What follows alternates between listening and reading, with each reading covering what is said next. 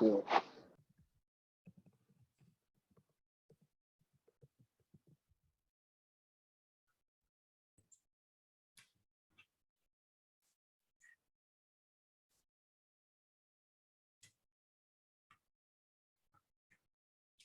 Welcome, everyone. Welcome to the Delivering for Nutrition in South Asia Regional Conference and to this opening plenary session on what do we know so far about the impact of COVID-19 on food security and nutrition in South Asia. This session will have 4 presentations and will be co-chaired by Dr. Shahidur Rashid and Dr. Vinod Paul. Before introducing the co-chairs, I would first like to introduce the moderator of this session, who's Dr. Purnima Menon. Dr. Menon is a senior research fellow at the International Food Policy Research Institute and is based in India. She is the theme leader for South Asia Nutrition Program in IFPRI's Poverty, Health and Nutrition Division and directs POSHAN, which stands for Partnerships and Opportunities to Strengthen and Harmonize Actions for Nutrition in India, an initiative to support more use of evidence for nutrition in India.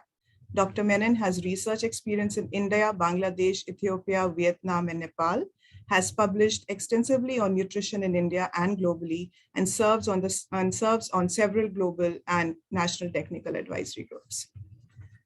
Before I hand it over to Purnima, there are few housekeeping announcements that I would like to make that will help us to run the session more smoothly and make it as interactive as possible. First, this session will be recorded and posted on the IFPRI-POSHAN website following the conference. You can find all information about the conference and other useful resources on our website, poshan.ifpri.info. You will have the links in your chat box. Second, all participants have been muted for now. If you have questions, we invite you to share them in the Q&A box throughout the session, and we will do our best to raise them during the Q&A session. If time permits, then we may have participants to raise their virtual hand so we can call on you to ask your question live. In case a question similar to yours is already in the Q&A box, please upvote it to avoid repetition. Lastly, if you face any experience or technical issue, please recheck your settings. And if you want, you can always try to reconnect to the session using the same Zoom link that you have. Thank you, and over to you, Purnima. Thank you so much. Thank you so much, Isha. Greetings, everyone. On behalf of the 14 co-hosts for Delivering for Nutrition 2021, I'm so pleased to welcome you all to the 4th edition of this conference. We initiated Delivering for Nutrition in 2016 to help close the gap between research, implementation, and policy in the context of India's national nutrition efforts. Subsequent versions were held in 2019 in person and in 2020 in a 5-day virtual extravaganza. We received a lot of interest in the idea behind the conference and decided to take it to a regional level. And part of the reason for that is that today in 2021, we live in a context where we've had to have a virus remind us of our shared humanity and of the futility of political and geographic boundaries. The pandemic has revealed the best and the worst of humanity. And for me, and for many of us, this new regional edition of Delivering for Nutrition is an exemplar of the former. South Asia carries the world's largest burden of undernutrition as a region, as well as the world's largest burden of other forms of malnutrition, anemia, and increasingly non-communicable diseases and overweight. Our region has also been affected sharply and in many ways by the pandemic. At the same time, over the last 2 years, we have seen incredible work by researchers, governments, NGOs, the private sector, civil society, and communities who have responded in diverse and inspiring ways to this pandemic across the region. So together as humanity, our region has experienced a lot. And together, I believe we can learn a lot and apply that learning to improve the many lives that still hang in the balance. This conference, Delivering for Nutrition, is but one effort to help bring our experiences and our lessons together around one thread, COVID-19 and nutrition. We are really privileged in today's opening session to have national, regional, and global representation from our co-hosts and to be able to hear about experiences and insights from the region. I'd like to welcome our co-chairs for this opening session, Dr. Shahidur Rashid, who is IFPRI's Regional Director for South Asia, and Dr. Vinod Paul, who is Member Health for NITI Aayog in India. Together with them, we have a fine lineup of speakers, including Peggy Bentley from the Society for Implementation Science and Nutrition, Saskia Osendarp from the Standing Together for Nutrition Consortium, who will both speak to global perspectives. We have Aatekah Owais from the University of Toronto, SickKids group, who will speak about research on the implications of COVID-19 for nutrition in South Asia. And then Pooja Pandey from Helen Keller, Nepal, who will share what has been happening in Nepal. And finally, Rasmi Abdullah from IFPRI will give us an overview of the conference. Last but not least, I also want to welcome a South Asian leader in global health who will offer closing remarks for us, Professor Zulfi Bhutta from AKU and the University of Toronto. Neither Dr. Rashid nor Dr. Paul are strangers to the region, and neither of them are strangers to our conference. They have been great supporters and have offered us tremendous encouragement over the many iterations of this. But let me introduce both of them first, and then hand over to Dr. Rashid first for his opening remarks, and then to Dr. Paul, who will offer specific perspectives from India. So first, Dr. Rashid is IFPRI's director for South Asia. He has worked extensively on agriculture and food policy issues, both in Asia and in Africa for several, maybe not several, for a few decades. Dr. Rashid leads our work in South Asia and has been a tremendous inspiration to all of us. I think in the context of COVID, I particularly want to recognize the leadership role that he had played in bringing together work that has been done across IFPRI's South Asia network on COVID-19. Dr. Vinod Paul is member of the National Institute for Transforming India, the NITI Aayog, and he has been there since 2017. We have had the privilege of working together on the nutrition agenda in India since before that. Dr. Paul is a globally recognized medical scientist and public health exponent and has served on the faculty of the Department of Pediatrics at the All India Institute of Medical Sciences all the way from 1985 to 2020 and was head of that department for nearly a decade. He has played a pivotal role in shaping health policy and nutrition policy for India, including supporting and leading efforts around POSHAN Abhiyan, which is India's national nutrition mission. So without further ado, let me first invite you, Dr. Rashid, for your opening remarks, and then we will hear from Dr. Paul. Over to you, Dr. Rashid.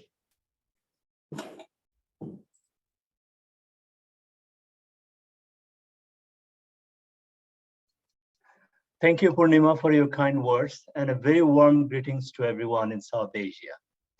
I'm really honored to be part of this wonderful conference, Delivering for Nutrition. I recall attending the first conference 4 years ago. It was in a small auditorium in Delhi. The focus of that conference was largely on India, and it was smaller in terms of coverage, contents, and scope. Conference has grown remarkably over the last 4 years. In particular, the depth and breadth of the level of commitments that the colleagues have shown for making it success is truly remarkable. My hat off to the organizers of the Delivering for Nutrition conference today. What you have accomplished over time is truly remarkable. Now, I'd like to draw your attention to the very title of this conference, Delivering for Nutrition in South Asia, Implementation Research in the Context of COVID-19. There's a lot to chew in that title. Let me begin with the first part of the title. Instead of saying delivering for nutrition, let's say delivering on our commitment for improving nutrition in South Asia. If you phrase it that way, we are referring to the global development community, the community that has made a commitment for changing the nutrition landscape in South Asia. If you look at SDG 2, Sustainable Development Goal 2, outlined by the global development community, cannot be simply achieved unless South Asia achieves those targets. It is that important. I don't have to dwell on giving you numbers about the nutritional status of South Asia. Numbers are alarming. 4 out of 10 children are stunted. It is the epicenter of global nutritional challenges in the world that humanity faces today. Now, if you go further beyond, just look at ourselves as development professionals, as just conscientious human being, we can rephrase that title to delivering on our moral and professional obligation for improving nutrition in South Asia. It is that important. As a conscientious human being, as a development professional, we cannot ignore that. We owe it to the South Asia changing that landscape. And that's what this conference is about. And that's what you have been striving to accomplish in the region. So once again, a big congratulations to the community colleagues who have put together this conference. And I welcome you all to this event. Enjoy, learn from it, engage in the partnership, and try to make a difference. Just to be true to the responsibility that you have for changing nutrition in South Asia. Now look at the second part of it, delivering for implementation research in the context of COVID-19. Implementation research is important irrespective of COVID, irrespective of shock. But as Purnima pointed out, the pandemic had brought us together. We forgot about the interdependence of our culture and society, a culture and society of South Asia that evolved over thousands of years, and we lost it. That's why we see those terrible numbers about nutrition in our region. So let me now come to make a few points about what IFPRI has been doing over time. IFPRI believes in implementation research because from a scientific perspective, I think we have robust evidence what we need to do to change the landscape. It is the last mile that has been the challenge for the development community for last at least 4 or 5 decades. It is not the pure science of it. It is there. So as a result, when we engage in implementation research, we learn, we can make course correction, we can achieve the desired impact, we can change the lives and livelihood of the people that we work for. We wake up in the morning, go to work, and engage in the profession. So that's what is important. That's what this community of the partnership, the community of the partnership for delivering for nutrition has been trying to accomplish over the last 4 or 5 years. Once again, Purnima, my colleagues in all partner organizations, big congratulations. The partnership that we see today, all the list, all the partners that have come together today, it's simply remarkable. I'm not going to stand here, but I will wish you all the best with the conference. And I really hope that the conference gives you a renewed purpose, a renewed sense of purpose and urgency about delivering on the moral and professional obligation of changing the harsh realities of nutritional status in South Asia. Thank you, everyone. Thank you so much for that amazing set of opening remarks. I would now like to welcome you, Dr. Paul, to share your insights and offer perspectives as also a co-host of the conference.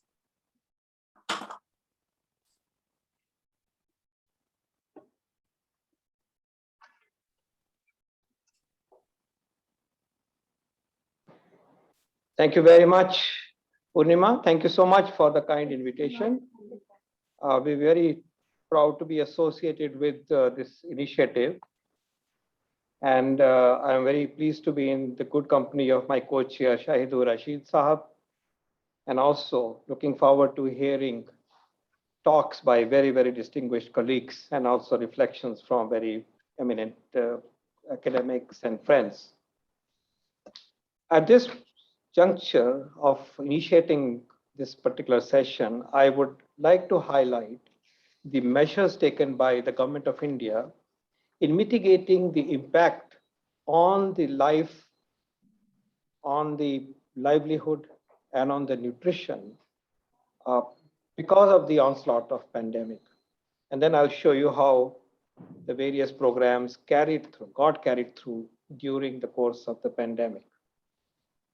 Very early in the course of the pandemic, as early as 26th of March, this was probably the second or third day of our lockdown, a program was announced to provide food security to 800 million individual citizens of India. We have spent or kept a budget of $35 billion to provide 5 kilograms of free ration free food grain to a single individual. And I said 800 million beneficiaries are included in this net. It was very important. We began with the first phase to make sure that no one has to sleep without adequate food for himself or herself. The program was then taken to phase 2, July to November, to phase 3, to this year, and now we have extended this to March 2022. So this program is essentially a 2-year program and is taking care of the fundamental food security of a vast population of India, probably the largest such program in the world, perhaps ever. The second program looked at the opportunities for employment in the rural landscape of India. Some of you may know that we have a program that assures guarantee for work.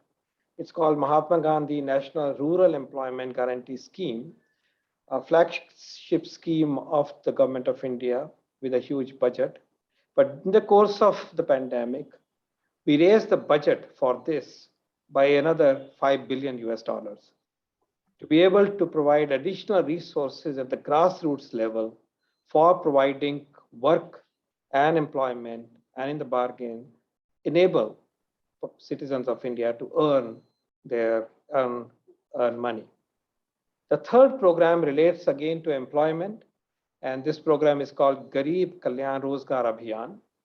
And this is a program which was targeted specifically to the migrant returnees in the early phase of the pandemic, largely due to the lockdown. Here we spent $5 billion, and the target was really to benefit migrants who are coming from various states back to their own state, may or may not have qualified for the rural employment guarantee scheme that I referred to. And this program was targeted to them with, again, a budget of $5 billion. The food security program that I referred to is called Pradhan Mantri Garib Kalyan Anna Yojana. Anna is food. And that, of course, is the most ambitious program that aimed at providing food security and food access through the public distribution system, a very vast, huge, very comprehensive network of PDS that exists in our country. I'll now demonstrate a slide to you. Can you share my slide, please? Just to see how the maternal nutrition and health programs at the grassroots level performed in the course of the pandemic. This indicates to you how we did in the course of the pandemic. And this is the only slide I wish to show you. 1 minute. Yep. So it's a busy slide, but it shows you a very clear trend, which is helpful. Okay, you can see it anyway. So we have the time course on the x-axis, and we have on the y-axis the beneficiaries. What you can notice very clearly is that there are 3 epochs. There is the first one where a line is drawn. This is 2019, a baseline. Then 2020 in the middle, and on the right side is 2021. 3 epochs. And I'm showing you how the various key interventions at the grassroots level behaved in terms of coverage. This is actual HMIS data, and there are actual numbers on the y-axis. You can very clearly notice that there are 2 dips, and the dip in 2020 is April-June dip, V-shaped. This relates to the lockdown and the very early first wave situation, where the nation had to go through a lockdown to gain pandemic control, as well as to be able to prepare our health system. And the second one is our second wave imperatives, which again disrupted the normal life. But you can notice now that we dipped in the course of the first wave. April-June 2020 was the nadir, and then bounced back to March situation, largely the March situation by July. So we demonstrated resilience across the nation, and this is the outcome of the hard work of our grassroots teams, our district teams, our state governments and state teams, and the society as a whole, because India took a whole of government whole of nation and whole of society approach in responding to the catastrophe of the pandemic. You then notice on the right side, again, the services declined overall, and then they picked up, and now, in fact, you can see for some, we are doing even better than 2019. Which are those services? On the top, the green line is receiving or administering iron and folic acid tablets. The orange one below this is children immunized, full coverage. Then the third one, which is red one, is pregnant women receiving 4 or more antenatal checks. And you can see the same behavior. It dipped, it picked up, it dipped and picked up and doing very well. We then have a postpartum visit, again, the same behavior. And the green one is my favorite, which is newborns receiving 6 home-based care visits and after institutional deliveries, which are now 90% in the nation. And you can see it dipped and it picked up slowly, reached the pre-pandemic levels, and we are doing well. So this is the pattern that we have seen. And severely underweight children who are provided health checkup also shows a similar trend, but obviously the numbers are low. The message is that constant efforts were made to make sure that the grassroots services, access to nutrition, access to healthcare, fundamental healthcare was responded to even in the course of the pandemic. And this is the actual story in one slide that is in front of you. I'm happy to now unshare and 1 minute and just hand over to the panel. Yes. Okay, so thank you very much for the opportunity. This is just to say how we went through trying to respond in a resilient way to the primary care and primary nutrition services, and also what programs enabled nutrition security and livelihood security. Thank you very much for the opportunity. Thank you. Thank you so much, Dr. Paul. That was really just a very fine overview of what has been 18 months of substantial efforts, as we are aware, from across society. Clearly, there is a lot to learn from government and across from the different states, regions, and districts of India, and from the other countries in our region. And we'll have a tremendous opportunity to do so through the rest of today and through tomorrow. I'd like to now hand this back to Isha. We have a video from one of our co-hosts, and then we have the remaining presentations for the opening session right after that.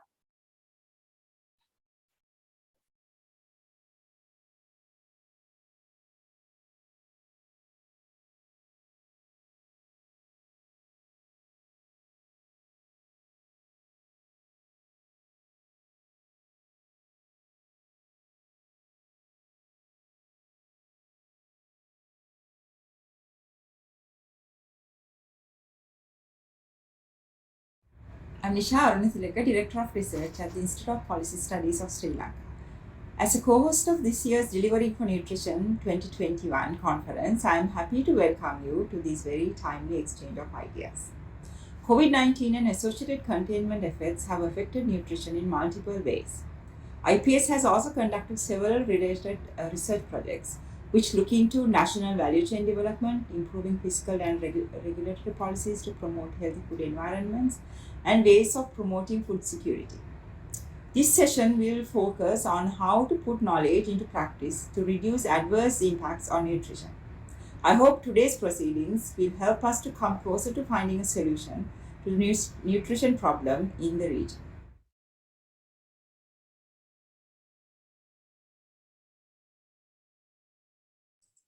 Thank you, Dr.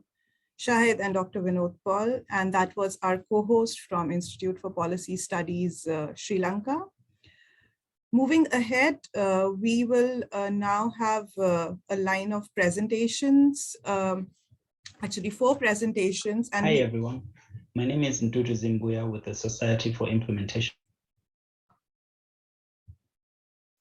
So sorry, just a second.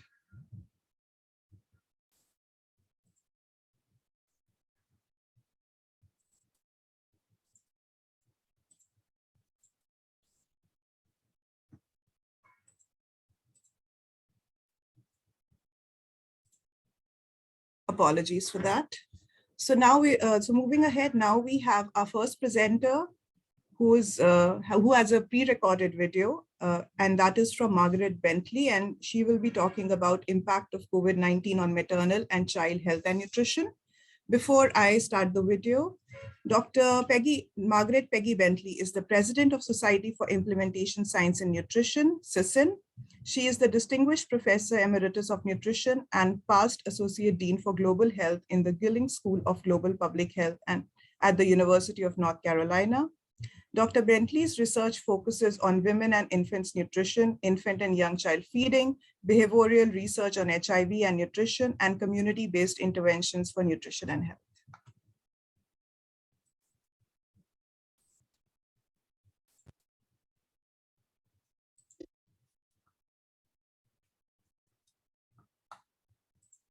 Greetings to all of you who are attending the IFPRI Delivering for Nutrition Summit, whatever time zone you're in today.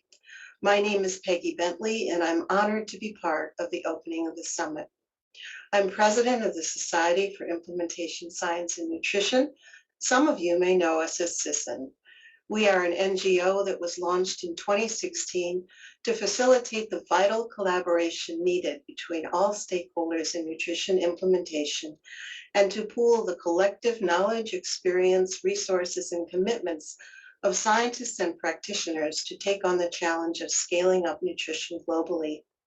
Our mission is to convene, advocate, disseminate, and promote dialogue among scientists, policy leaders, government officials, funders, and practitioners to advance the science and practice of nutrition implementation worldwide. First, let me congratulate the organizers and all of you who are participating in this important annual conference that moves forward and showcases the importance of implementation science research and experience and its potential for impact at a regional and country level. This is a region that has great meaning for me personally. I lived in India for 2.5 years and have worked on research and training there in maternal and child nutrition since the mid-'80s. I visited many of the countries represented today and observed the tremendous capacity for research and implementation. In reviewing some of the abstracts for the conference, we have been so impressed with the wide range of topics and issues and a recognition of the barriers, challenges, and solutions of moving from what works to scaling up. Clearly, the field of implementation science and the frameworks, methods, skills, and knowledge that you all apply to your work is an essential part of promoting and sustaining the nutrition and health of populations worldwide. This conference, which gives equal weight to both implementation research and implementation experience, acknowledges the importance of both and how they complement each other and very often overlap. The attention to global knowledge and experience and to contextual knowledge and experience for conducting implementation research and nutrition is essential for achieving impact at scale. I was asked to briefly talk about the importance of implementation science and field experience for maternal and child health. This is my own field of research and is close to my heart. I am a nutritional anthropologist, and I know the importance of context, geographic setting, and cultural norms that may guide nutrition and dietary behavior. This includes the importance of understanding local knowledge and belief systems and structural barriers that lead to poor or positive health outcomes for women and children, but always in context of where you are on the planet. A key part of implementation research is formative research, and it is an essential part of designing interventions and implementing programs. What works in one setting will not necessarily work in another, and flexible adaptations will be needed. Local knowledge and community-based engagement, shared learning, and participation is key. This is a core tenet of implementation science. Like many of you, I've been frustrated that in many cases we can show efficacy of an intervention through evidence-based research, but the important step of involving stakeholders at the outset, including those who are decision makers for programs and policies at a regional or national level, is often lacking. So we see potential game-changing strategies sit on a shelf. It is discouraging, but then we move on to the next great idea. This is no doubt true for all of us. On the other hand, there are many examples of success, moving from formative research through efficacy and then implementation in programs and policy. Alive and Thrive in Bangladesh and the Suhara project in Nepal are both examples of maternal and child nutrition projects that used extensive formative research to inform program activities and implemented initiatives at the household, community, district, and national levels, and both had robust evaluations. This is something that needs to be included from the start. This is an exciting time for implementation science. This conference and the shared learnings that will result have the potential to leap over some of the bottlenecks identified in the region and beyond. While these impressive achievements may appear homegrown to a region, they align perfectly with the view of implementation science that is advocated by SISN. And we invite all of you to visit our website and become members. Our website is full of resources, knowledge, tools, publications, webinars, and more related to implementation science and practice. We very much want to expand our membership in this region and include your research and experiences. We look forward to learning from each other during the next 2 days of the conference and to identifying scientific priorities for us to pursue together over the coming years. Thank you.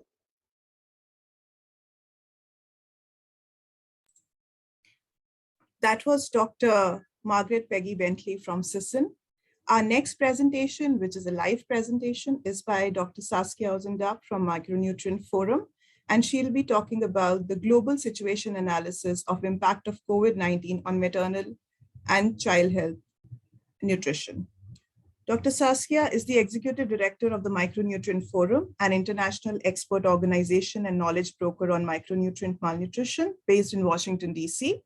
She is a visiting associate professor of nutrition and health at Wageningen University in the Netherlands, the founder and former co-chair of the Netherlands Working Group on International Nutrition, and the co-lead of the Standing Together for Nutrition Consortium. Over to you, Dr. Saskia. I'll be sharing your presentation now.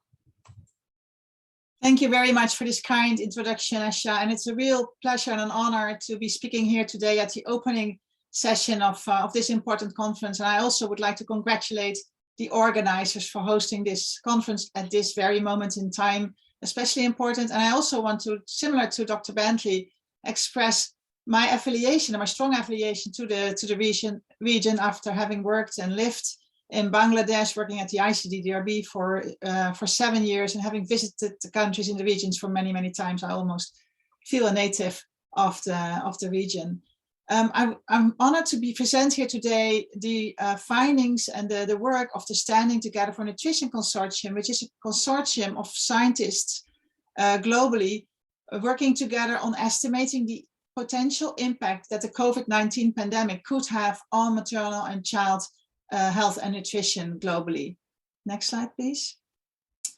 And I would like to remind you all that even before the pandemic, obviously the world was not on track to meet the nutrition targets in all its forms, and progress was not equal. And the slide that I present here today is a slide from the Global Nutrition Report 2020. And a new version of this Global Nutrition Report was launched last week with the same sobering message. We are not on track. Progress has not been sufficient before COVID, and now the COVID pandemic, of course, poses an unprecedented threat to hunger and malnutrition. Next slide, please.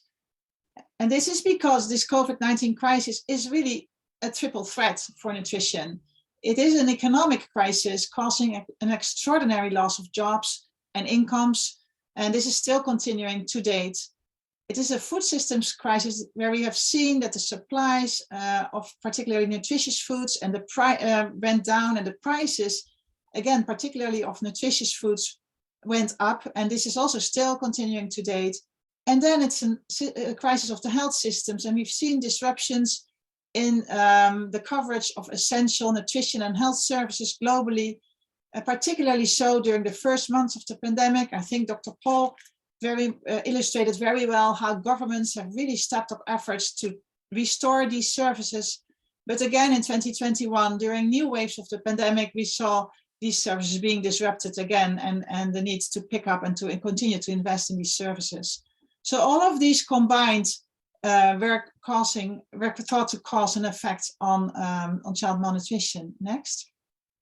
So the Standing Together for Nutrition Consortium, which was set up in the very early months of the pandemic in April, May 2020, really needed to combine the expertise from food systems scientists, health systems and nutrition scientists and economists, and also needed to use a combination of different modeling tools in order to impact the combined effects of these three crises on different forms of maternal and child malnutrition, and also to estimate the costs of these additional cases of maternal and child malnutrition caused by the pandemic on society, because we know that early child malnutrition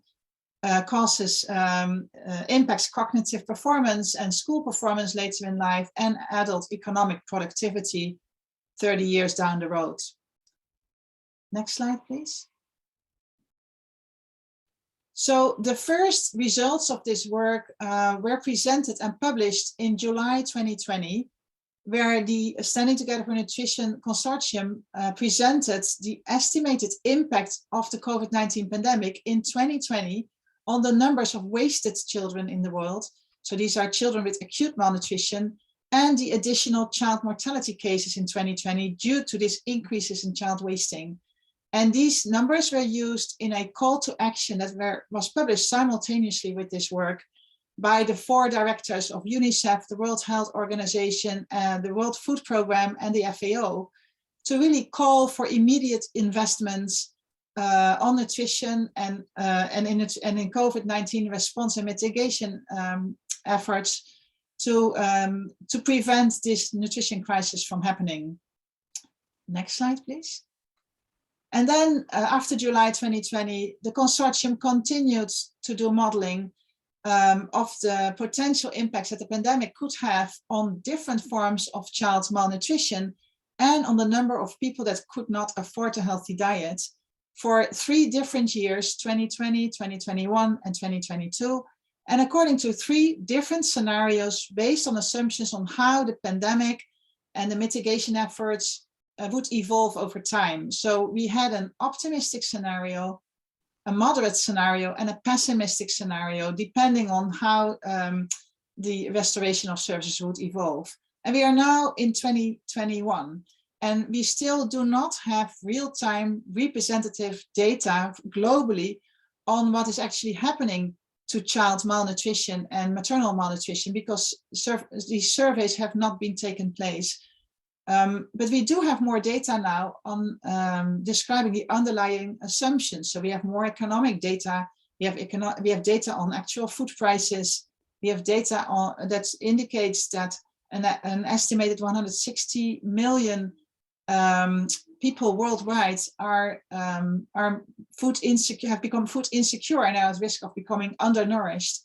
And we have data on the disruption of coverage of essential nutrition and food, nutrition and health services. And all these data made us to believe that our assumptions on the underlying determinants of these increases were correct, and actually even worse than we had anticipated. So we now think, the consortium now thinks that the pessimistic scenario may be closer to reality when we see the pandemic still continuing. So this work was printed and published in April 2021 in Nature Food, and the Standing Together for Nutrition Consortium is continuing now with advocacy to really make a case to include nutrition in COVID-19 responses and mitigation programs, to also do more detailed analysis on the gendered impact of COVID-19 on nutrition, because we know that COVID also had a further widened and increased the gender power relations underlying child and maternal malnutrition. To further do knowledge management on what is actually going on the ground. And we do this also by 2 country case studies, one in Mexico and one in India, to estimate on what is really going on and how has this pandemic affected and is affecting maternal and child malnutrition. Next slide.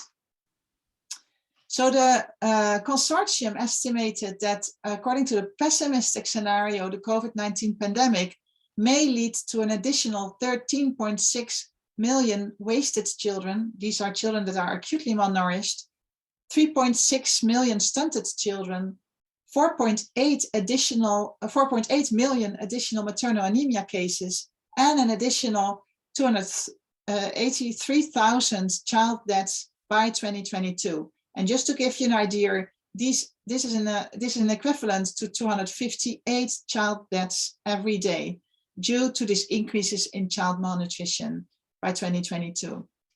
Next slide. And because of the impacts of this on future economic productivity, we estimated that these increases in child stunting, wasting, and maternal and child mortality may result in future productivity losses of $44 billion. Next slide, please. But it's important to realize that it doesn't have to. These are projections, and projections don't have to become destiny. We've already heard about examples of where governments really have stepped up their efforts to try to mitigate the impact that this pandemic could have on child malnutrition. And we are really working together now with global and regional and local advocates, and also leading up to the Nutrition for Growth Summit next week, to make sure that we don't stand to lose a decade or more in nutrition progress and associated economic and social costs. And by making sure that we have new investments in nutrition to help mitigate this impact. Next slide. And it's encouraging to see that this data really can have an impact. So we've seen that the work of Standing Together for Nutrition has been used in different and several policy briefs and documents that were published this year, such as the SOFI report, the USAID communications, and the materials preparing for the Nutrition for Growth Summit. And the findings have also been used as a justification for new investments and additional investments in nutrition that were announced over the course of the last couple of months by the US government and the Canadian government and the Bill and Melinda Gates Foundation. So it's really encouraging to see that these projections don't have to become destiny and that data can really generate impact. So I would like to thank you for your attention. I'm really looking forward to hear more from the next presenters on what is actually going on in the region. And I thank you very much. Over to you.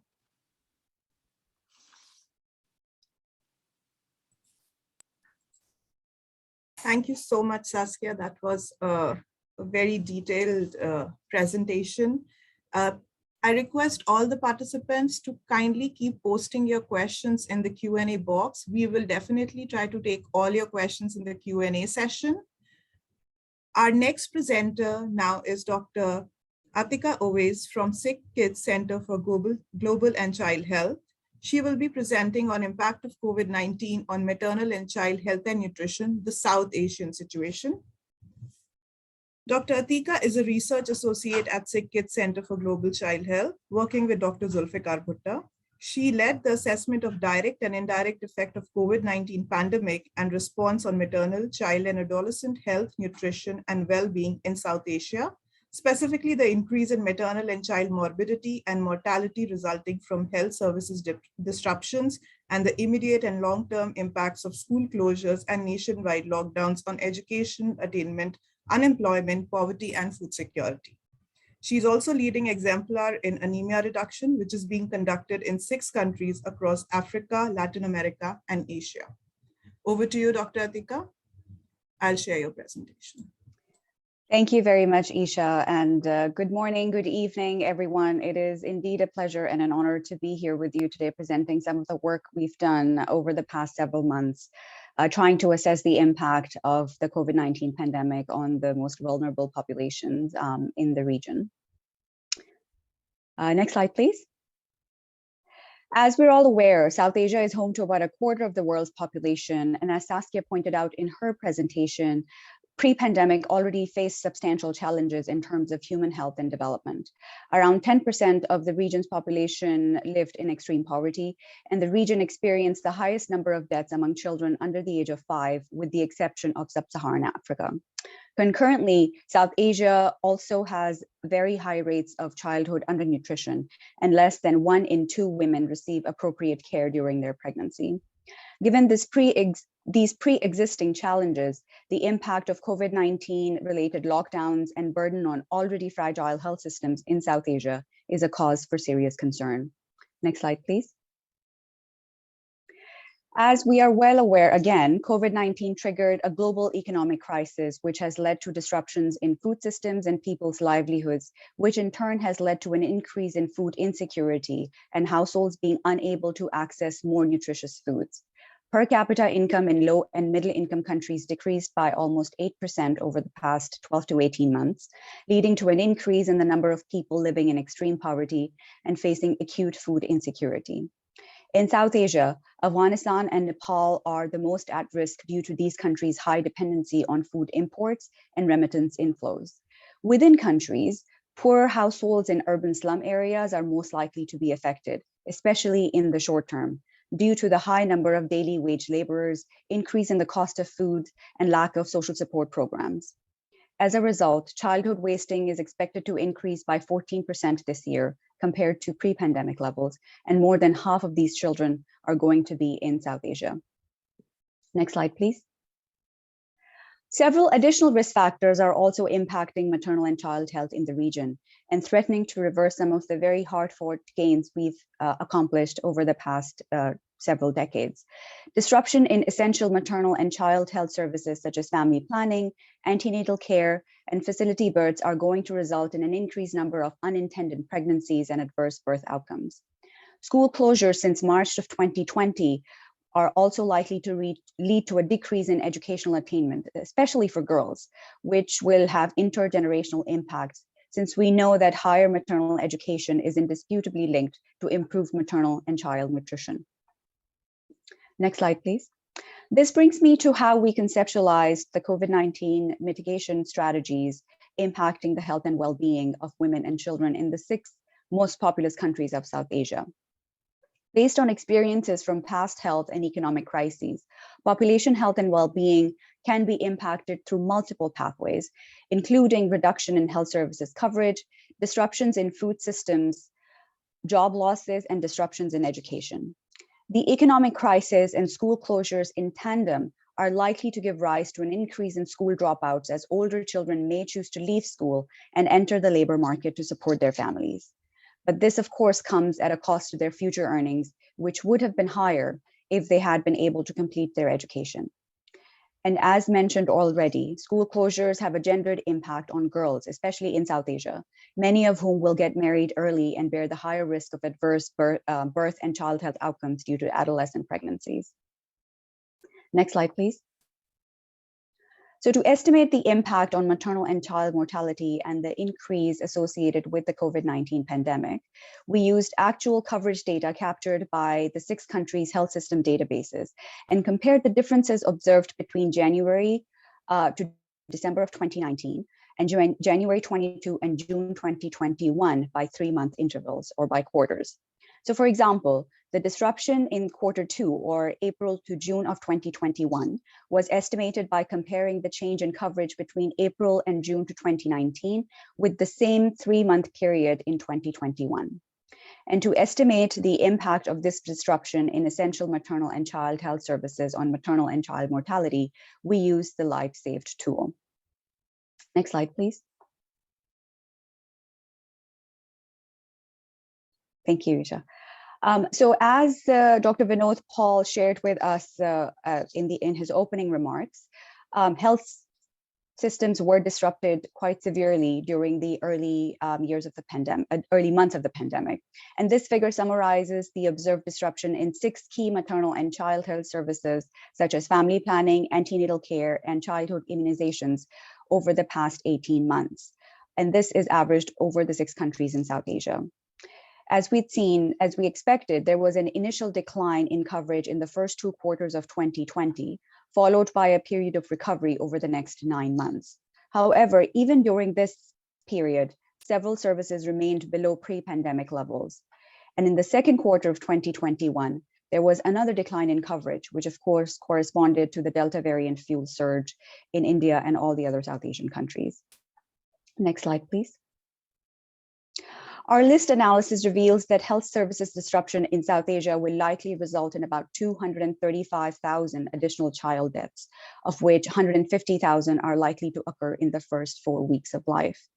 The number of stillbirths and maternal deaths are also likely to increase substantially, as will the number of unintended pregnancies resulting from the decrease in coverage of family planning services. There are, of course, regional differences in the burden borne by each country, with the highest increases seen in India and Pakistan. Next slide, please. Educational attainment has been another casualty of the pandemic. There are approximately 420 million school-age children in South Asia, and they have been out of school either fully or intermittently since March of 2020. South Asia also has had the longest school closures than any other region in the world, with mean duration of school closure standing at 64 weeks as of October of this year. Although all South Asian countries instituted policies for remote learning relatively early in the pandemic, a report published by UNICEF found that 1 in 3 children in the region cannot be reached by any form of remote learning, with the proportion being much higher in rural areas and poorer households. And this was estimated to be the best case scenario. The actual number of children who have had no or very little schooling over the past 18 months is likely much higher. School closures, thank you. School closures lead to loss in educational attainment in multiple ways, such as loss in learning time, loss of already acquired learning, as well as the increase in children who drop out of school prematurely. And the last is what our model on loss in educational attainment focuses on. Next slide, please.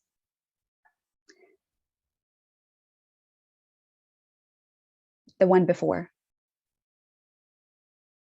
Thank you.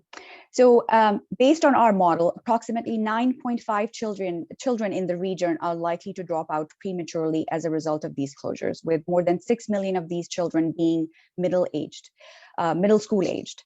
We estimated that this will also lead to an increase in inequity in educational attainment, since greater than 40% of the children dropping out of school are estimated to be from the poorest households in their countries.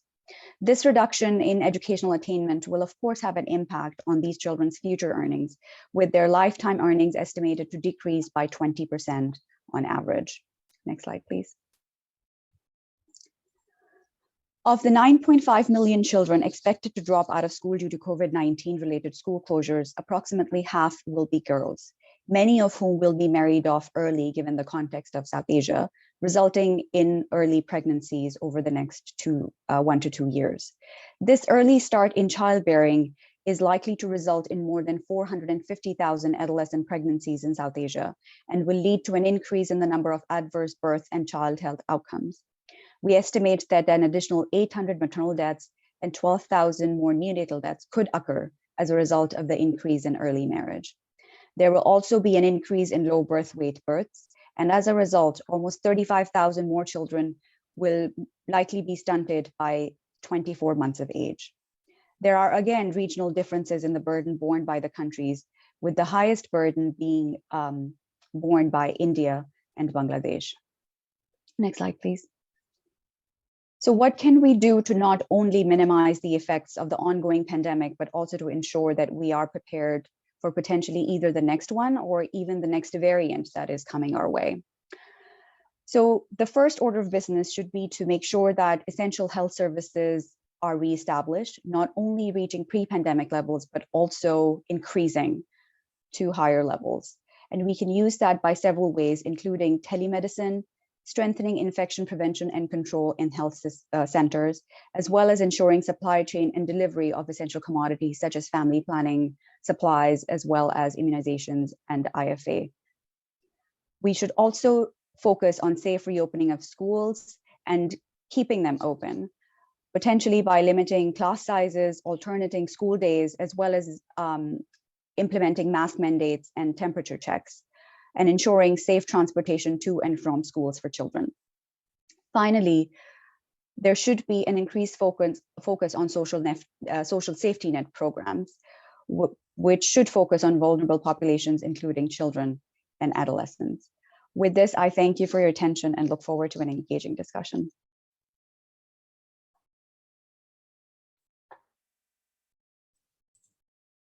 Thank you so much, Aatekah. Moving on to our last presentation for this opening plenary, I would like to invite Pooja Pandey from Helen Keller International, Nepal, and she will be presenting on adapting program actions and implementation research to support nutrition during COVID-19, an example from Nepal. Pooja Pandey works with Helen Keller International as Chief of Party for USAID-funded Sohara 2 program, which is a large-scale integrated nutrition program in Nepal. She provides multi-sectoral nutrition programming guidance to the government of Nepal and program partners in defining, implementing, and monitoring the project's strategic approaches. Pooja has more than 20 years of experience in program management, community-driven development models, primary healthcare system, and monitoring and evaluation. Over to you, Pooja. Great. Thanks so much, Isha. So honored to be here and presenting on behalf of Sohara team here in Nepal.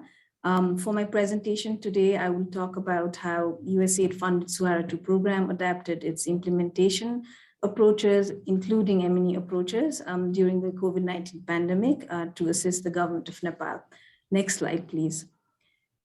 So though the COVID infection cases are decreasing in Nepal, but like in many countries, multiple lockdowns and mobility restrictions has led to disruptions in many systems. We share the same concern many of us have on food security and malnutrition and the continuity of basic health and nutrition services at community level. Next slide, please. So this slide provides a quick snapshot of Sohara 2 program in Nepal. As Isha mentioned, it's a large-scale community-based integrated nutrition program with the goal to directly reach 2 million women and children with multi-sectoral nutrition interventions. The program is led by Helen Keller International, along with 6 consortium partners and 40 local NGOs that covers almost 60% of the country. We work in diverse geographic environments with a high rate of migration at 50%. So to mitigate the impact of COVID-19, Sohara 2 adjusted its programming approaches, not just to protect the communities from the disease, but also to ensure that health and nutrition services continue in our program areas. Next slide, please. So recognizing the strength of Sohara 2's community network and structures, USAID responded with emergency funding to allow the program to support the government's response plans since April 2020. Last year, under the leadership of Ministry of Health and Population, the program has played a key role in ensuring that global guidelines are adapted to Nepali context and communicated on time to various health service providers at province and local level, including pre-positioning of essential nutrition supplies and commodities while preventing the spread of COVID-19. Next slide, please. So since April 2020, Sohara has used a targeted risk communication approach and deployed mass media and interpersonal communication channels. A live phone-in component was added in our existing popular weekly radio program known as Panchin Ama or Mothers Know Best, where experts were invited to clarify different misconceptions and rumors. We continued to do monthly tracking of different commodity stockouts. We also tracked comments and concerns received in various Sohara social media platforms and adapted our communication strategies and messages. All risk communication materials were developed in regional languages and are made accessible for people with disabilities. For example, we're ensuring all videos are well captioned, social media posts have alternative text, and videos have sign languages. Next slide, please. I think in the pandemic, we've learned that people are far more likely to believe and act on that information if it's credible, adapted to their context, and delivered by a real human being. And our major program adaptation has been around risk communication and digital communications. And I think this massive shift was possible due to high cell phone ownership in Nepal, as high as 70%. and the program's existing monitoring system that had demographic information, including mobile numbers of almost 11 million household members across our 42 program districts. You can see in the slide, through phone calls, we were able to identify and reach at-risk households, such as returning migrant workers, pregnant women, breastfeeding mothers, food insecure households, and provide them with tailored information, and also link these vulnerable families to appropriate support systems at their municipality. As I mentioned earlier, we've been also conducting monthly tracking of essential health and nutrition commodities and provided appropriate support to offset commodity gaps, including ready-to-use therapeutic foods, micronutrient powders, IFA tablets, to ensure continuity of essential health services at a community level. Next slide, please. So in terms of adaptation in our monitoring system, we had to postpone our annual surveys, our impact evaluation plans. And right now what we're doing is continue to adapt to account for evolving COVID-19 context and its effect on programming. We needed data to guide a lot of our programming work. So in collaboration with Ministry of Health and Population, we have completed 2 rounds of maternal infant and young child nutrition assessments, which we do it at biannual basis, starting early 2021 to help us guide on programming level. And all the information is disaggregated by demographic factors, including caste, ethnicity, wealth quintiles, to sharpen our targeting approaches. Next slide, please. So this slide shows the type of data collected in MISN assessment to assess the impact of COVID-19 on health and nutrition intervention, services, and behaviors. On your right, you can see an example of a municipality nutrition profile targeted for local leaders to assist them in data-informed response and planning. Next slide, please. So looking ahead, in the coming months, our immediate priorities will be to strengthen local health and food systems, especially targeting the poor. As we know, in emergency situations, not all communities are impacted equally. We are also responding by adapting and supporting Government of Nepal to scale up direct nutrition services, such as intensifying protection and promotion of breastfeeding, empowering mothers to screen their children for acute malnutrition, to seek timely treatment, amplifying coaching and mentoring efforts to health service providers, especially at the community level. Next slide, please. Finally, I want to end my presentation with some key lessons we've learned in the past 18, 19 months. I think this pandemic has taught us to, the importance of really investing in the monitoring system, importance of investing in integrated data and reporting systems. Now, the easy transition was possible due to the existing systems we had in place. The existing data, with the existing system, we could swiftly move to data collection with very limited training and standardization, even during lockdown, as our frontline workers were already trained in mobile-based system. Another lesson is to really focus on marginalized community. We need to ensure that marginalized communities are not left out and have access to really comprehensive nutrition package beyond just direct nutrition interventions. We need more research to understand how multiple systems interact, what are some intervention packages and options, and different implementation modalities for different settings and target group. Next slide, please. So in the end, I just want to show our deep gratitude for Government of Nepal and USAID for the support. I think this rapid integration of COVID-19 prevention into a large-scale program was possible through flexibility granted by our donor USAID. So thank you very much for listening. Over to you, Isha. Thank you so much, Pooja, and thank you to all our presenters, Dr. Bentley, Dr. Saskia, Aatekah.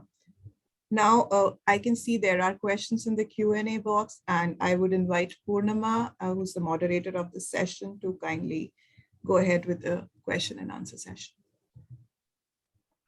Great, thank you, Isha. So we'll just take maybe about 5-7 minutes for the Q&A session. Thank you all for posting questions in here. There's a couple of questions that pertain to the increase that are targeted to you, Aatekah, regarding the projections on the increase in SAM treatment. Do you think this is because of increased caseload due to the pandemic, improvements in program coverage, or a combination? And then there's a second question, which perhaps Saskia or any of you could take on, which is to ask whether there are any evidence-based practices from outside the low and middle income country context on tackling severe malnutrition that may be of use. So maybe Aatekah, you could take the first one, and then either Pooja or Saskia, if you want to come in on the second, or perhaps Dr. Paul. So over to you first, Aatekah. Thank you. So the data that I shared actually showed the change in coverage of SAM treatment. So in the slide that was showing the bar chart, SAM treatment decreased throughout 2020 with the sharpest decrease in the first 2 quarters of 2020. And it increased compared to pre-pandemic levels in 2021. Which is a good sign that at least some of these essential services remained robust and were retained. The one aspect that is of importance is that the coverage of SAM treatment across South Asia is very, very low to begin with. So even if you see this, huge jump in coverage, it doesn't translate to when you have the population as a denominator, as very high coverage that we're reaching every child that needs it. So in outside of the pandemic, I think SAM treatment is something that all countries in South Asia need to focus on. Thank you. Thanks for that. I'm wondering if Pooja or Dr. Paul, either of you would like to come in on the issue of SAM treatment. Saskia, of course, you're welcome to.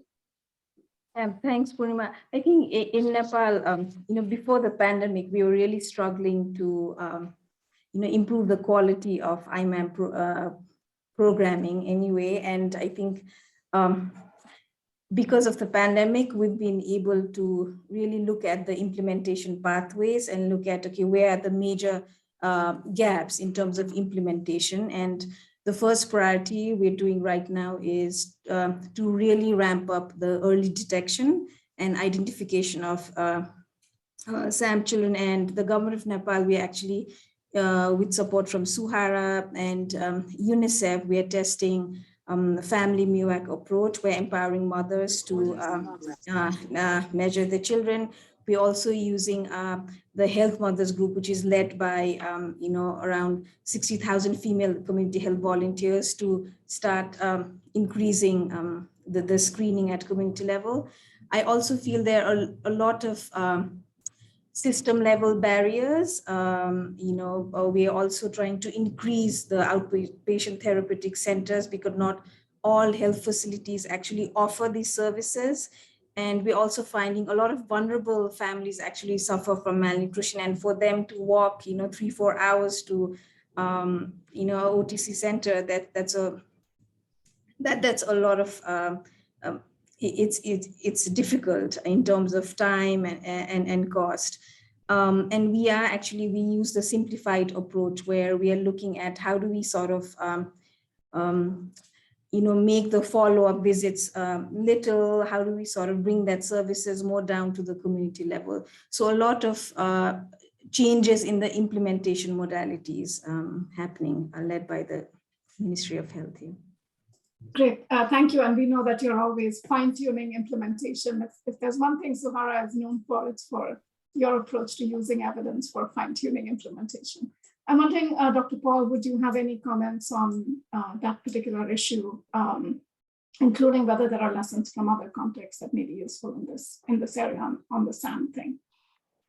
On the SAM, my reflection is that even in normal times, and even more, and then of course more so in stressed times, the endeavor should really be first and foremost that SAM does not happen. Severe acute malnutrition of the extreme kind, which needs admission and treatment, is, to my mind, hugely preventable, avertable. And if it does occur, it does show a huge failure of all the stakeholders, shall we say. The reason is very simple. SAM happens typically in a child who has a borderline nutrition status and develops an acute illness. I don't think acute food deprivation is an important issue. It may be in a very, very minuscule population by and large. So this situation evolves because there is a stress, which is often a disease, an illness, tuberculosis, chronic diarrhea, for example, pneumonia not being responded, and then the food suffers, the care suffers, the chronic inflammation takes place, and so on. And of course, it can occur in children, infants who have congenital problem of feeding difficulties or cerebral palsy or some other issues. So I would pitch a policy response to addressing SAM first and foremost by way of ensuring that the SAM does not take place. And this would surely require something which has not received emphasis, and that is care of small babies. In the discourse on nutrition, something which is not addressed and not even talked about, and I didn't think I heard that word at all, even in this session, is the focus on low birth weight babies. Because these are the babies who are already compromised. Many of them are what you call them wasted. They already have an issue of acute problem. They have stunting, they have a combination, and they need optimum nutrition. And that optimum nutrition has to be breastfeeding, supported at home through kangaroo care and so on and so forth, and other means of supporting their feeding. We do not have this program element in most of the discourses, leave alone actual on the ground.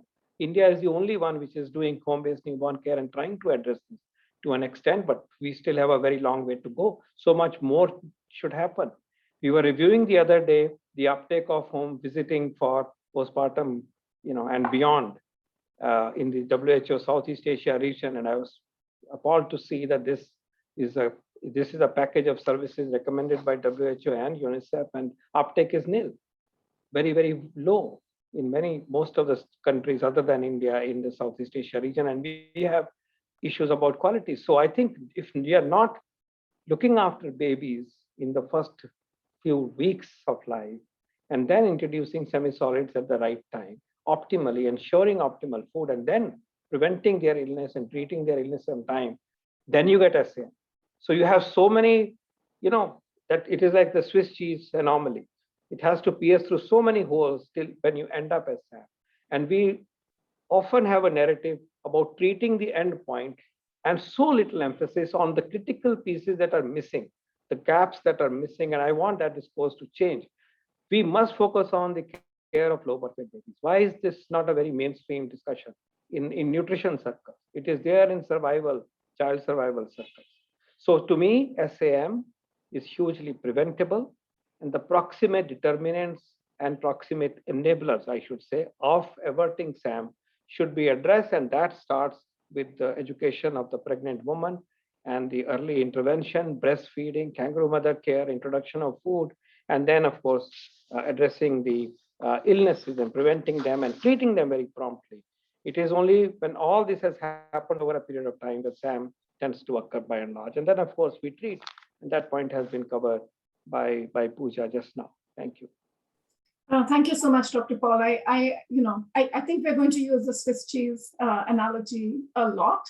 And I want to acknowledge a couple of comments that have come in our Q&A that relate to at least the beginnings of the Swiss cheese phenomenon, which is the social cultural norms and patriarchal mindsets, which relate to how women and girls are treated in the region and the status of girls and women. So let's keep our eyes on that. I think we're going to move on to help close out this opening session I want to thank everyone for the really great comments and questions here.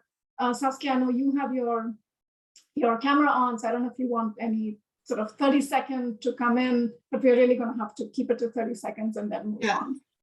Thank you, Purnima. So I think what this crisis really showed us was the vulnerability, particularly for child wasting. And I fully agree with the comments made here by Dr. Paul that we really need to step up efforts to prevent child wasting, and that when crises like this happen, we do see these increases in child wasting, and we can expect that to happen again. And I think that has also led at global level to renewed efforts and attention, I think, on child wasting. So this year, we saw the announcement of the Global Action Plan on Child Wasting that was with UNICEF and the World Health Organization as the leading efforts, and a lot of other organizations, ENN and others, contributing to it. And I think there's a renewed interest now to invest in this, but also then to look at it holistically and as was being said, particularly focusing also on how can we prevent this from happening and how can we make them more resilient for future crises that may happen.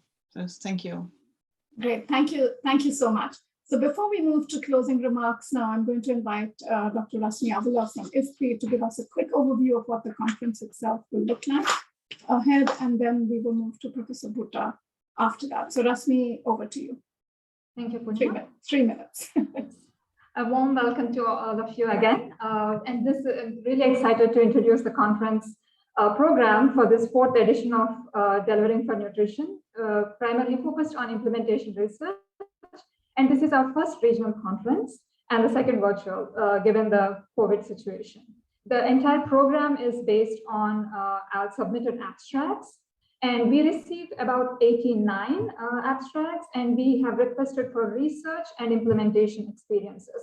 Research abstracts are around the rigorous research methods used to identify new, come up with new knowledge around COVID-19 related thematic areas, and implementation experiences are about adaptations, programmatic experiences, and as we recognize the importance of that, particularly in the context of COVID-19. We had about submissions from about 55 organizations, and about a third of submissions focused on implementation, quality, and coverage. We selected 27 abstracts for oral presentations and 45 for poster presentations, and a total of 8 countries are represented in this agenda. And these include Bangladesh, Cambodia, India, Indonesia, Nepal, Pakistan, Sri Lanka, and Vietnam. And the selection process was rigorous, and it was a blinded review. And we are really excited, looking forward to the conference. Next slide, please, Isha. So we had about 700 registrations for the conference from 39 countries. We started this conference with 2 pre-conference workshops. Again, in the context of COVID, there was a change in modality of data collection. So that was focused on understanding, conducting phone surveys in the time of pandemic. This was hosted by ID Insight, who is also one of the co-hosts of this conference. And the second workshop was around measurement issues and on a very important topic pertaining to food insecurity. These were all recorded and are available online. Please go ahead and look them up. And the opening plenary, we have had a fantastic start with wonderful presentations. I don't need to talk about that anymore. Next slide, please. Followed by this session, we have our first thematic session. All our thematic sessions are based on the abstracts.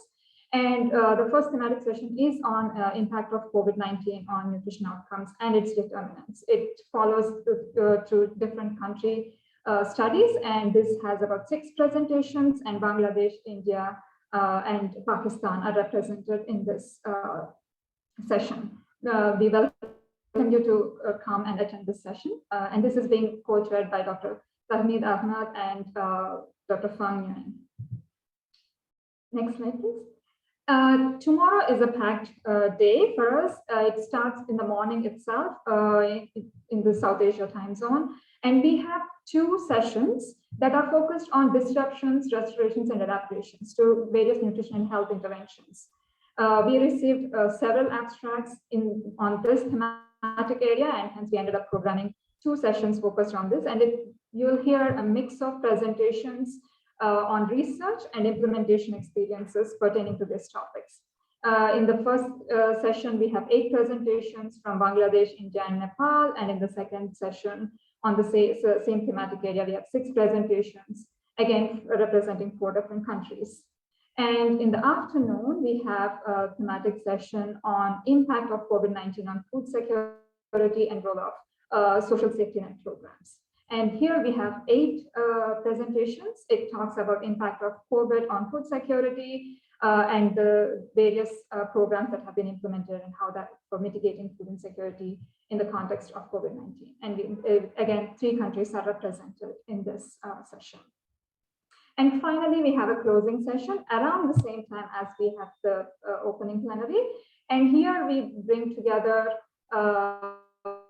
various eminent panelists from representing different countries and regions to bring together the learnings from this implementation research conference and what that means for programming and policy decisions in different countries as well as within the region itself. We see this as a stepping stone for during this session, and we really welcome all of you to engage in this closing session as well. So that's a conference program, and I think there are links posted. Please visit the website for further details. Next slide, please. Okay, and I just wanted to say a warm thank you for all the different folks who have been behind the scenes working through this setting up the conference. Thank you.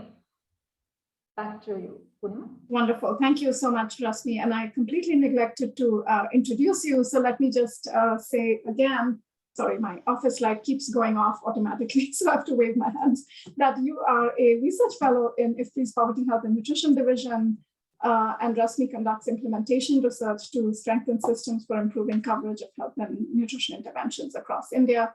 In our work here, she has also led a stream of work on subnational case studies in improving child stunting, and that has been really useful as we have engaged around this. I'm pleased now to move us towards the final component of our opening session and invite Professor Zofi Bhutta to offer some remarks and reflections here. Dr. Bhutta is the founding director of the Center of Excellence in Women and Child Health and the Institute of Global Health and Development at Aga Khan University, as well as the inaugural Robert Harding Chair in Global Child Health, and co-director of the SickKids Center for Global Child Health at the University of Toronto. He leads large research groups in Toronto, Karachi, and Nairobi, focused on scaling up evidence-based interventions in multiple settings. Welcome, Zofi. You don't need much introduction to our region, but welcome. We're so pleased that you can be here with us Thank today. you. And I know both Dr. Paul and I have to step off. So firstly, let me say how grateful I am and pleased that you are holding this multi-stakeholder conference or consultation on something which has been a long standing, I would say, abomination for the region. And I'm particularly pleased to share the floor and platform with my dear friend, colleague, and brother, Vinod Paul, who has struggled along with many of us in improving the lot of women and children, particularly newborn infants in the region. And great to share the floor with you, Vinod. I'll make just a few brief comments, and I'll not share any stats with you because you've been shown those ad nauseum. But just to underscore that the region already had a crisis before the pandemic hit around undernutrition, and particularly for the forms of undernutrition that no developed nation, no nation that has the technology, the capabilities, that is actually able to provide vaccines to the world and send spacecraft to Mars, that should be still facing the issue of childhood wasting, undernutrition, and importantly, maternal undernutrition, that of adolescent girls that have intergenerational consequences. Now, what has happened is that just like with the Asian economic crisis of the 90s, that the pandemic has opened the door for us to see beyond the facade, and beyond the facade to some of the issues that have been long-standing problems that have plagued the region. And one of those is enormous inequity on the basis of geography, on the basis of socioeconomic gradients, and on the basis of things like ethnicity, caste, greed, and other factors. And I would propose to you that this is also an enormous opportunity for the region. So just like this, I believe, is one of the first stakeholders consultation, which is multinational for the region itself. A lot of solutions to the problems in the region are also regional, and they're learning from each other, learning from innovations, learning from how could one do things better, and how could one do things better at scale? How can we learn from each other in a region where there is so much common cultural and social commonality in our backgrounds? So I hope that this may be the beginning of not only resolving the current crisis, but building resilient health, food, nutrition systems in a way that we can give ourselves the depth of progress and development that does not allow a next emergency to create the crisis that it has. And I'd like to underscore what Aatekah Owais pointed out, is that this is not a crisis restricted to health or nutrition only. If you look at the dimensions of educational crisis, if you look at the dimension of how this crisis has disproportionately hit women, you would recognize that this is something that is more of a wake-up call for addressing the social determinants of health in the region. And I'd like to bring us back finally to the issue that this is a crisis that should allow us to accelerate investments in the Sustainable Development Goals. People have forgotten about SDGs. They've been interrupted by this pandemic over the last year and 10 months, 9 months. But we need to get back to track on addressing some of the fundamental underpinnings of what has held this region back, which has enormous potential. If it can generate some of the top chief executive officers now of the global world of technology, it can do anything. And it can importantly do anything for its women and children and its generations to come. So thank you very much for the opportunity, Purnima, and I'd love to hear from Vinod what his reflections are. Thank you. Thank you so much. Thank you so much, Sophie. Dr. Paul, I know you need to leave at 6. We did want to have you to have the last word, but you can let us know if we can allow Dr. Rashid, or if you would like to come in and then step away. Thank you very much, Purnima.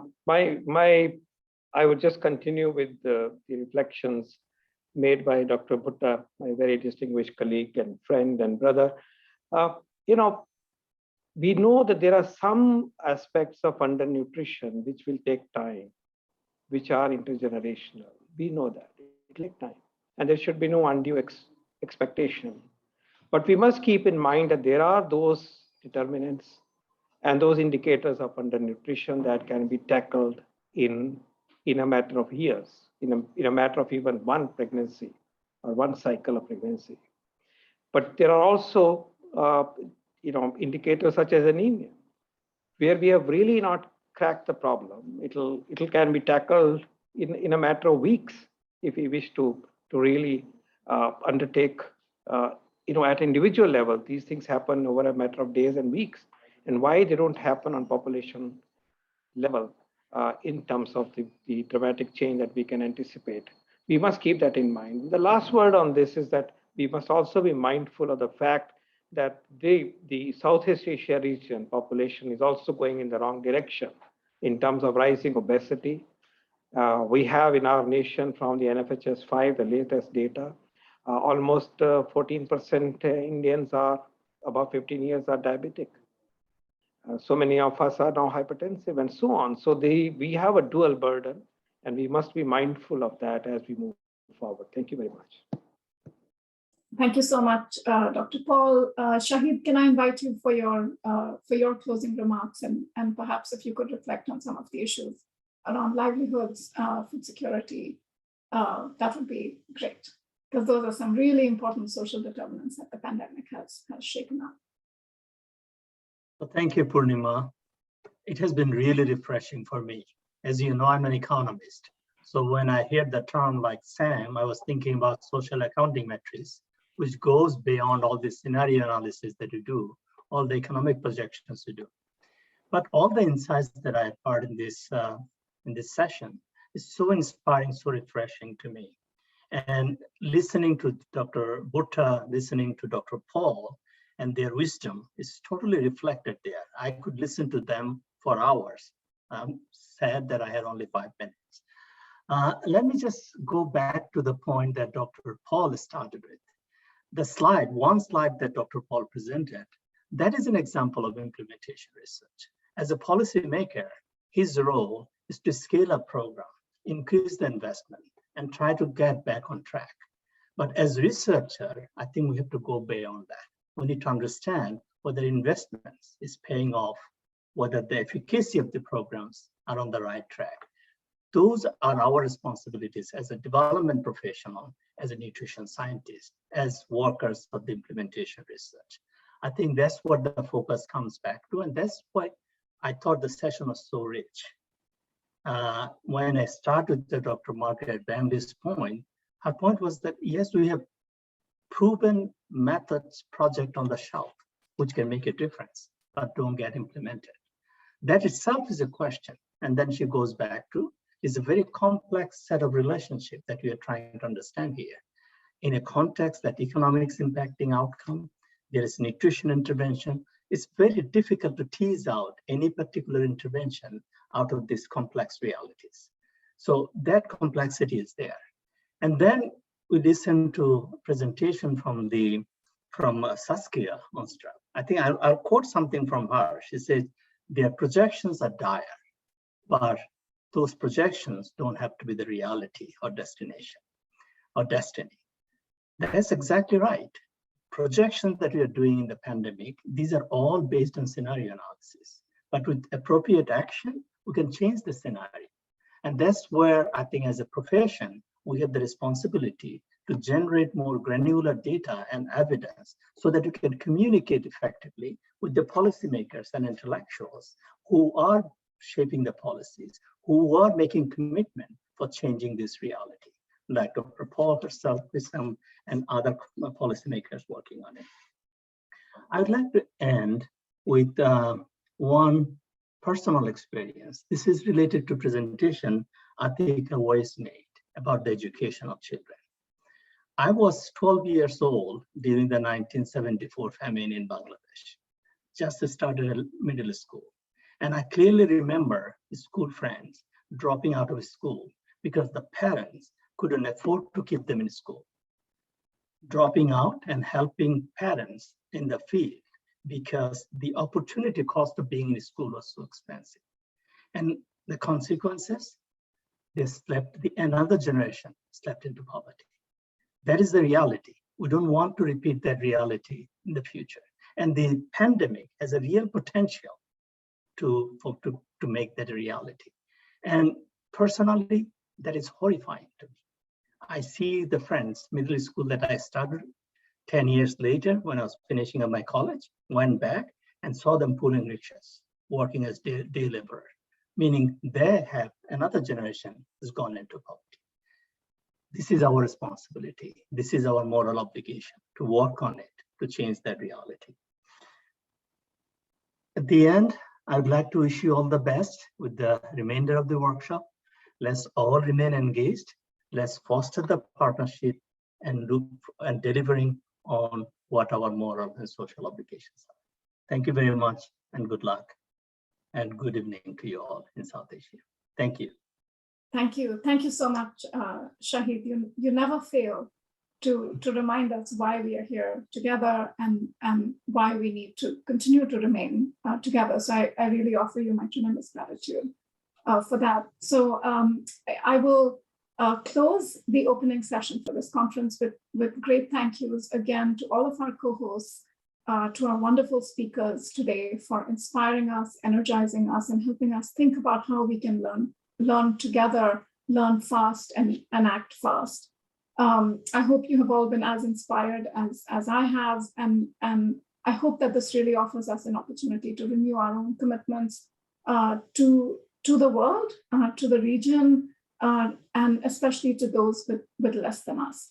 With that, I'd like to hand this back to the organizers. Please stay with us. We have a session coming up on the impacts of COVID-19 on nutrition outcomes as measured in the field by many of the researchers who submitted their abstracts. Back to you, Isha, and thank you everybody so much.